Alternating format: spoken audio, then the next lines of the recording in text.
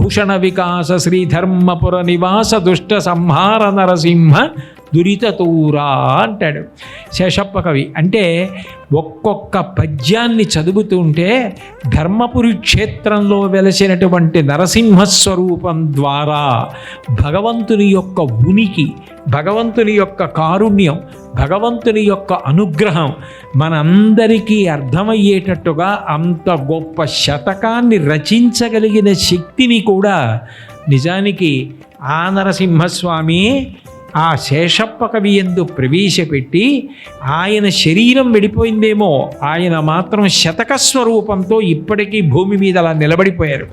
అంత గొప్ప శతకాన్ని మనకి అనుగ్రహించారు.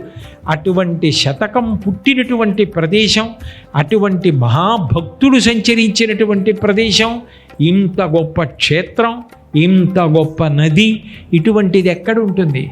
ఇటువంటి క్షేత్రానికి రావడం కన్నా సంతోషకరమైన విషయం లోకంలో ఇంకొకటి ఎక్కడ ఉంటుంది?